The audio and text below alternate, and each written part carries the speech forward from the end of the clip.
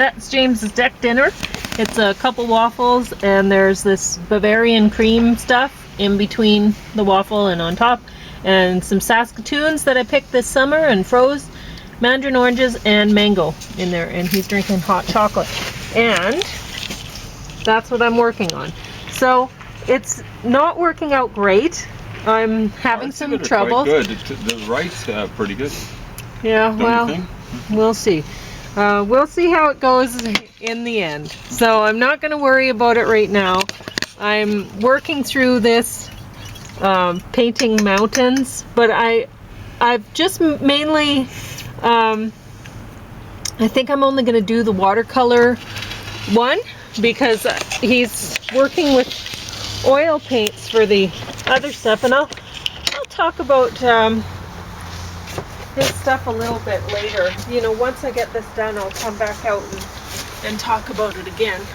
For now, I think this will be James's deck dinner, but because I don't really have much to talk about right now. I could give you some of his tips that he gives in the video, and he gives a lot.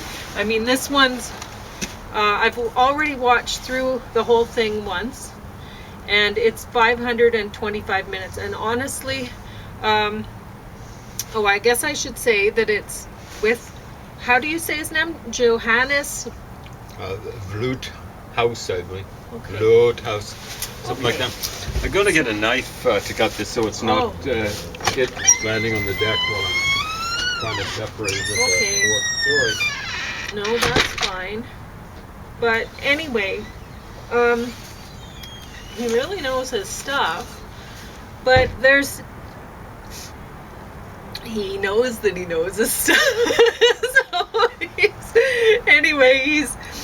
So there's one point where he was doing a great painting. He's showing how to do a snowscape kind of mountain with a stream and the reflections in the water, and wow. And he's doing it in oil, and I'm like, okay, well, I don't want to do oil paints, but how am I going to, if I want to try to do that, how am I going to try to do it like him, and or use some of his tips or whatever, right? One thing I will say, I've been using so much water because, I mean, in the house in the winter time, it's as dry as a desert.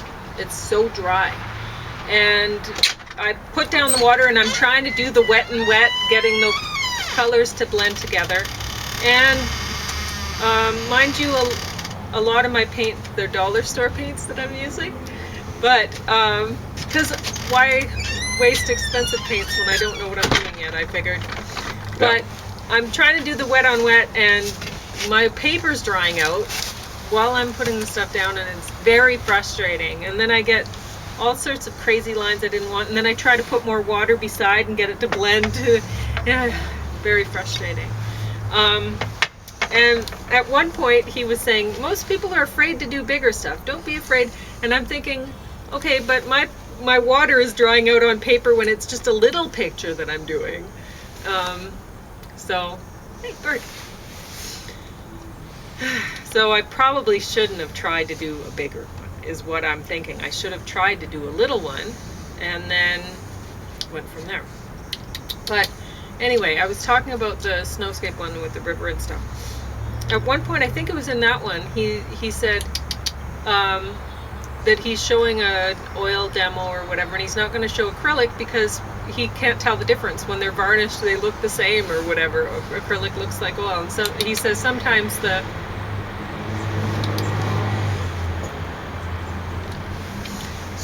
sometimes with the acrylics, they don't blend it together enough.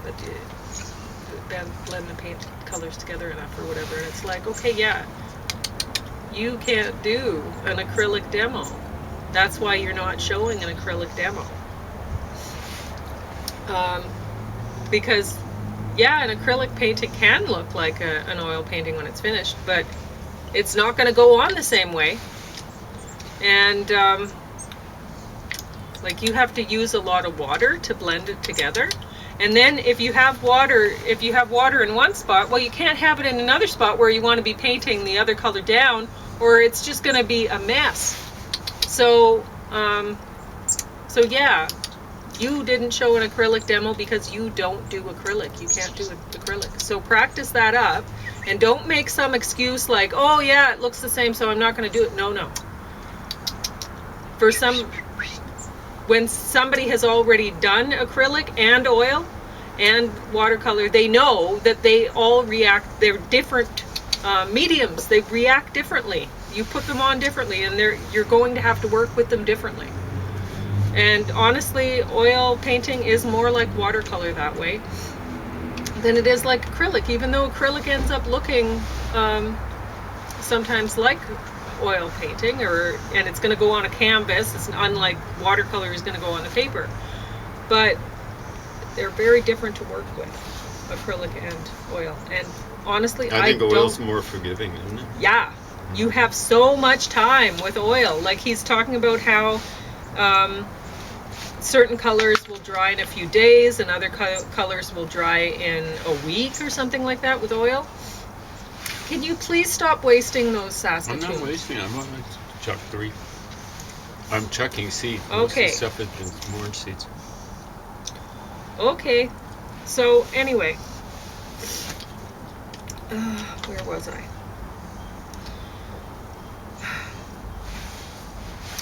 I don't know.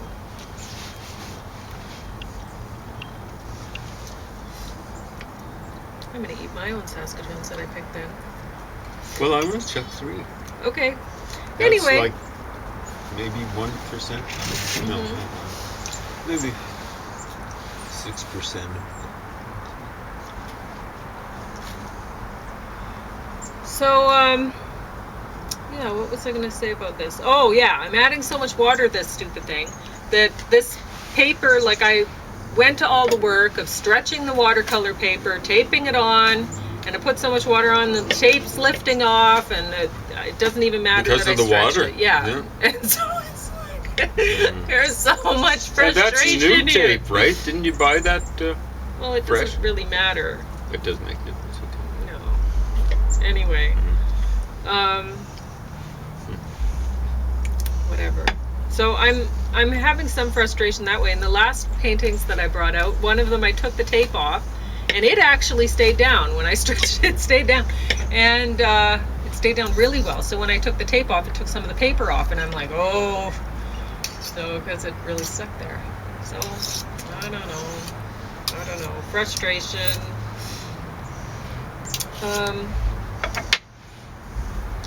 But yeah, the oil painting. I remember when I first started painting, I started with oil, and I was like, oh, this is why people use oil paints. It's awesome. Because you blend it right on the canvas. It just works really well. It's smooth. You smooth all sorts of shapes. Like I could do fish scales and stuff like that right on the canvas. It was lovely, and I could set it down for a day, go back to it, and start. So with acrylics, they're not that way. So with oil paint, I don't think you'd have to draft, right? You could remake and redo or whatever. Well, I think with acrylic, you'd want to do a drawing. Well, you have to have with acrylic, one thing that it's more like watercolor that way is that it dries fast. Yeah. So if you want to do that blending thing, you're going to have to do it while it's wet, and it's going to dry fast. So good luck. So you got to work with it that way. But then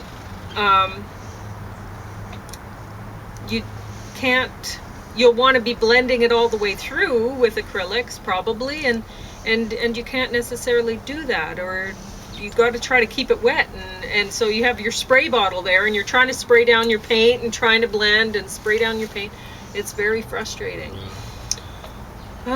Anyway, almost any sort of art is frustrating in one way or another.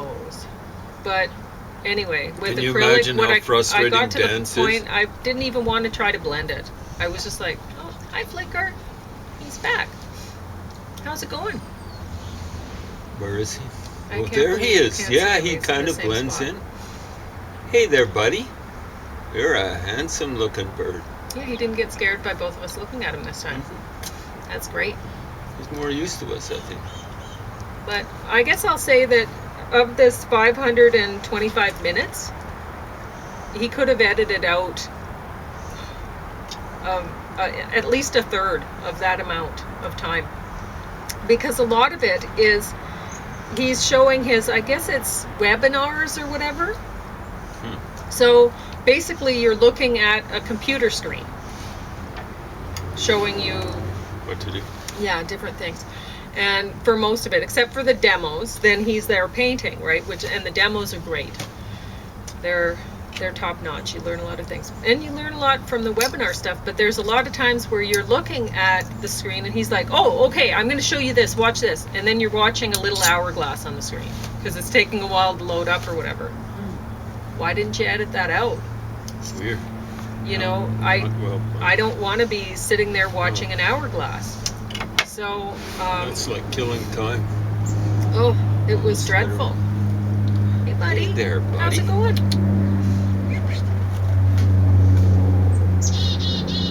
I know. He could have just put them on the table for you. Anyway, so the hourglass thing, yeah, that was dreadful. He does show how to do other things. Like I'm looking on the back here, and there's painting waterfalls, painting water, painting buildings by him, and I would be interested in watching those things. But he shows you painting the reflections in water, and wow, it's just great. Like I thought this was a photo. I love the way, yeah, I love the way he has the brush skipping, with the. Really, his medium is oil. He does a great job with the oil, and so many tips about mountains. Like he says, which do you want to show in your painting? Do you want to have trees and da da da showing, or do you want your focal point to be the mountains? You know, and his point is make it the mountain, right? If you're doing a mountain painting, anyway. And so he says to have the firm edges or whatever, the distinct edges on the mountains, so they're clear, because that's the thing you're looking at, right? And then kind of blur off the edges of everything else. And that's the way our vision kind of works. Yeah, that's it. And so he points out a lot of things that he says, this is how you see things, and it'll help the viewer see what you're seeing, kind of thing, right? So he has a lot of great tips that make total sense, and it works. He shows it and it works. So, but the only problem that I had with this was the hourglass thing, where it's taking so long and you're watching nothing. And his cop-out thing about acrylics, how he was only going to show oil because when it's varnished, acrylic looks the same, and it's like, oh, okay, yeah, you don't do acrylics. That's why you're not showing acrylics. Anyway. I can't imagine making acrylics look like oil just by putting a varnish. Oh well. Well, if you have an oil painting that's not really well blended or something, maybe it can look like acrylic if it's okay. It's more that way then. That's a different process. Yeah, because it's tough to do the blending with acrylics and not have. I mean, if you want to do some blending and then just let it sit for a while, but then you have the lines that you have to deal with because it's going to dry in the meantime. So you're going to have a line where, and like I had a friend who he worked with acrylics. That's Bob, exclusively. Right? And he'd say, when you have a painting you don't like, just paint over it. Yeah. And I could see that he did that because I could see his lines from the other painting underneath. And I don't like that. I don't like seeing the lines. I like it to be perfectly smooth in the end. And that having been said, he's an awesome artist. When he applied himself, he was a very good artist. There's some of his stuff, and more I think abstract probably, stuff that didn't work. Well, I like this guy mentions. He says a lot of people don't paint because they're perfectionists, and I find myself frustrated, and then I set it down, and I'm like, should I just burn it and start again or something, or should I, and then I end up not doing art because I get really frustrated with things not working out perfectly. Whereas my friend, always had a really, easygoing attitude about it, and he just kept going, and it didn't bother him. The lines underneath it didn't bother him, and his art always looked great. He always used to walk our old big basset hound, and in many ways the artist was more laid back than the basset hound. Yeah. And he was a laid back basset hound. Yeah, he was great. He's actually in this picture. I remember the time when Copper saw a deer on the path. So you have his ears out. Yeah, so I have his ears out and his tail kind of up, like, oh, it's a deer. And then I put a buck over there, though, not a deer, because I like the antlers. But we'll see if it works out. I don't know if it will. Yeah. I've put some masking fluid in places because I'm just going to go and try, because I want to do wet on wet, and I'm going to have to go fast. So I put some masking fluid in places where I want to do the white, and so I did that with where I want some snow. I put some masking fluid, and I've rubbed it off now. And anyway, so that's, we'll see. I'm just drawing from memory of what my basset hound looked like, and I remember it was always difficult for me. I think, okay, he has like a saddle pattern on his back, and which side is it on? Because it's not symmetrical, and I'd always forget, right? And that was when he was alive and right near me, right? I'd have to go look at him and go, oh yeah, that's the side. But he's been gone a long time now, 15 years maybe. Anyway, so I'll be doing blue snow and stuff like that here in where it's white now. That's my next thing that I'll be doing in the step, and then after the blue I'll be sliding through a bunch of water in this part and working on the trees. But I mean, he did different colors in his watercolor one. His mountain was cold blue and gray, and I didn't want that, so I did this the terracotta yellow ochre sort of color with the purple and a little bit of gray, but I didn't want it to be gray. I didn't want gray and blue. So and I didn't like his trees being all fall colors, orange and red and stuff. I didn't like it. So they're going to be different shades of green. And then this over here is going to be a rose bush, so I'm going to have some pink roses there. And all in the bottom is going to be a whole lot of crocuses growing up through the grass, and some other flowers too. That's what late spring, I think. Well, exactly right. Crocuses. I mean, they're the ones that sometimes they show through the snow, right? Yeah, but or they're one of them. But yeah, and in the mountains, spring happens very quickly. It has to. It has to. So usually, what James and I do is we start hiking in Lethbridge in the coulees, and then our muscles are all toned up and everything, and we see the flowers, and then at a certain point we know, okay, we got to hit the mountains now, and then we go there, and then so we actually get spring here and then spring there, and then so it's really nice. Get flowers pretty well any time of the summertime, depending on how high we want to go. Yeah. Mm-hmm. Yeah, that's right. So, I mean, basically we get, not really spring, but spring, summer. Well, you can get spring on like the Bellevue Trail. I mean, that's basically prairie. Yeah. Well, I suppose. But still, it's later than here. Covered up. It would be somewhat later. It's a little bit higher there. Yeah. But anyway, I'll be putting some blue on next for just a bluish gray on the snow, and should be okay. I think it'll be great. I love Copper from behind. Yeah. That was a nice walk, I'm telling you. And it's always a nice walk, but it was particularly nice because we could share with Copper and that deer. And It was the Blackiston Falls spot.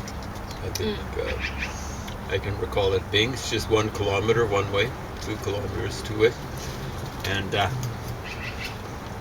negligible elevation gain. So it's wonderful, you know, for kids, people who can't get around and about that well. But honestly, yeah, I don't know how this will work out, but I just got to plug through it. And I'm thinking that really I should have kept going with the watercolor secrets. And then once I already had the techniques down with the watercolor secrets, then went on to this, I think. I think it was I think it was premature for me to start in on this. It's just, I already had learned how to do the mountains, and the instructor for watercolor secrets, he had moved on to rocks, doing like boulders and stones and stuff like that. And so I thought, okay, well, I only have a week left and I have to return this. This has to go back to Cardston, I think. Let's see. We had on our best literature at the Lethbridge Library from the neighboring communities. I'm very thankful. And the Watercolor Secrets isn't from Lethbridge either.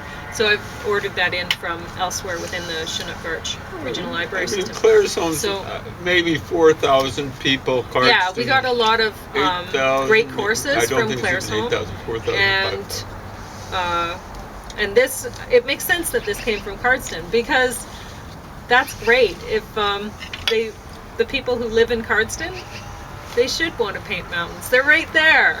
They're pretty close, yeah. They can look out their window and just sit there and paint. If we lived there, we'd be going to Waterton every day. Weekend. No, well, not weekend. No. But it wouldn't be every day. It would be pretty much every day.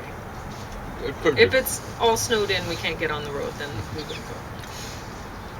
But anyway, yeah, I'll check back in with you in a couple days when I get this done, and we'll see how it goes. And I'm going to try to not worry about it and just keep pushing through.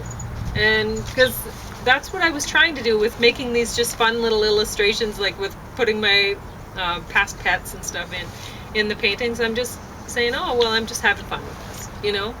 And well, that's the thing to do. I mean, you don't want... People make a mistake of hurting themselves when they're exercising. I mean, it's a form of exercise. It's just not, strictly speaking, physical exercise, artistic exercise. And so they believe in no pain, no gain. They have some pain. It's the same with dieting, you know. They go on these cruel diets and they don't want to do it. You know, they treat dieting like getting off junk or heroin. In some ways, as Pauline points out, perhaps getting off sugar is worse. I don't know. Yeah, well, it's everywhere. Like, there's lots in that. That's funny. You know, they told us we got that Bavarian cream from the food truck, which I'm very thankful for. I thought, oh, well, that'll be an okay topping for waffles. I don't know if it's working out. Yeah. But honestly, it's just, I tried some of it this morning, and it just tasted like vanilla pudding to me. It's not special, but it's good with I wouldn't want to eat it by itself, or maybe even on that's what waffles Bavarian cream is. Vanilla pudding. I don't know. It just has a fancier name than vanilla pudding. Yeah. I don't know. That's funny. Mm-hmm. Especially a foreign name. Yeah, exactly. It's really special. Bayern. Foreign. It's imported. Creme à la Bayern. I don't know how they get the V in it. Because the way the Germans say it is Bayern with a Y in the middle instead of a V. But yeah, it'll probably take me the rest of the week to finish this painting because I'm having a lot of troubles with it. I should have just done something small. Instead, I did a big one, and it's been miserable. Honestly, I'm not enjoying this one at all. But I'm probably learning some things. And I'm thankful for the opportunity you to would learn. You'd be learning so much, and so much that you wouldn't even think about all the stuff that you're learning. Well, I mean, he has a lot of great tips in here. Yeah. So I'm glad that I watched the videos. There's 2 in here. The videos right through first before I started anything. You know, like he has the tip, you don't make both of your mountains the same height. And this, I made them almost the same height. So that's I kind of screwed up there, but Not really. And then he says you want your mountain almost right at the top, your tallest mountain.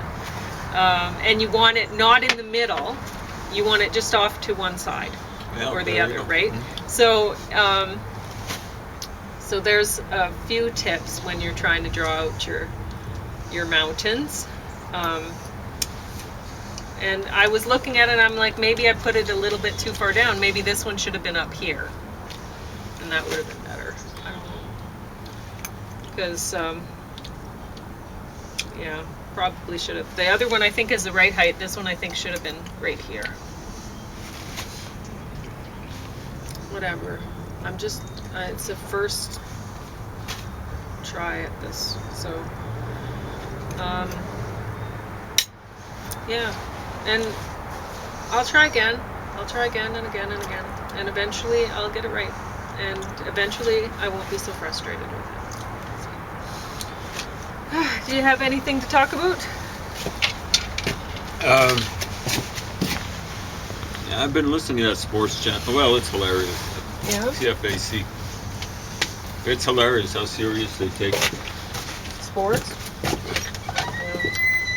And I'm telling you folks that think Fox Network is just the bee's knees, or you folks that think that CBC's the bee's knees.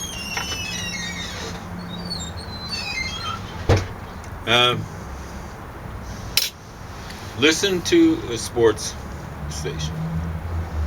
Listen to it carefully. If you listen to CBC, you're probably not that much into sports. You're into Fox, though. Yeah.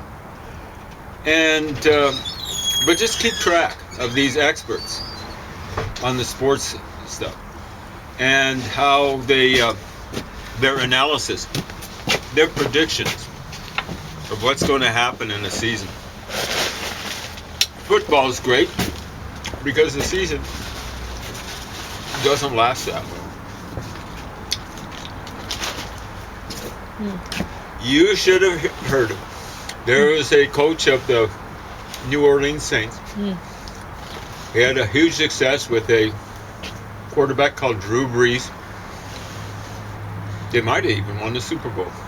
Anyway, somehow or another, he ends up in Colorado this year. And, the experts. There's a guy called JR, and it's called Sports Brief. I call it Sports Briefs. What an idiot. Why would you call your show Sports Brief? Anyway, he really, I ain't no damn good. You know, it's you know, they suck. You know, like, oh, come on. Grab a brain. You're talking to a large extent the world. You know, get a little bit of class, ass. But you know, like this coach, he sucks. You know, Colorado's going to end up 0-17, and now they're starting to win. So, same thing with Fox and CBC. These guys don't